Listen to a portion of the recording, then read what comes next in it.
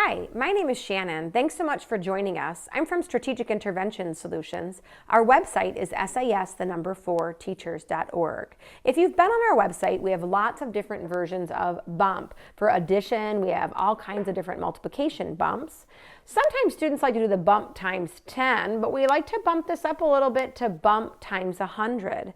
This game is really well used in our 4th grade classrooms, especially as students are starting to learn how to take their concepts of what they're learning with multiplying, with timesing something by 10, but now kind of looking what's happening when we're timesing by 100.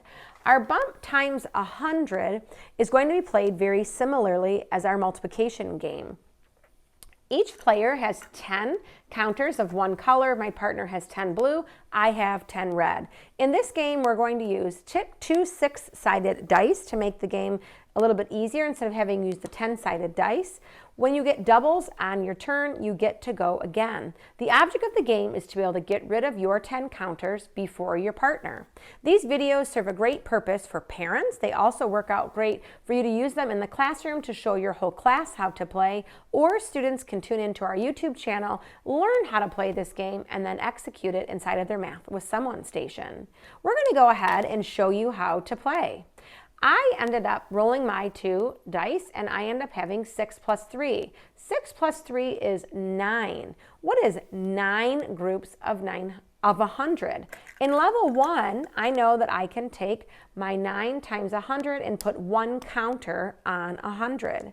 My partner is going to go ahead and roll, and they end up getting 3 plus 1 is 4. 4 groups of 100 is 400.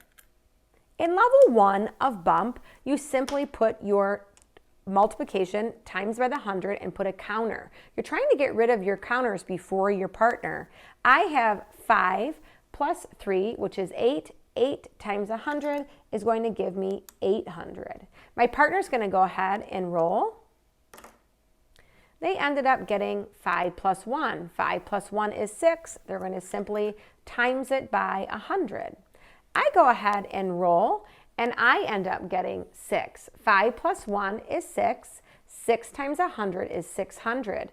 The game of bump means that you get to bump somebody off, put their counter back in their container, and now it's my partner's turn. In this case, I have more counters out on the board than my partner does. My partner ends up getting 3 plus 2, which is 5, times 100 is 500.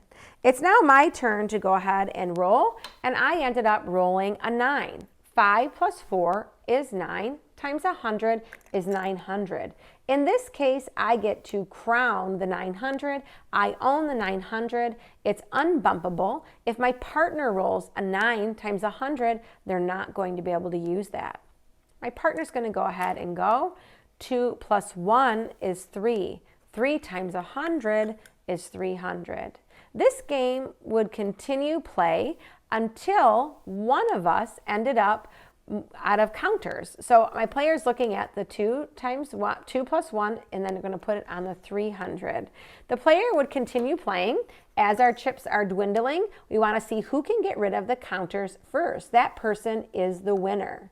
If you find level 1 too easy, you have to check out our level 2 and one of my favorites, which is Bump Unlimited, to see how high can you go with bump times 100. Be sure to check out our website at SIS4teachers.org.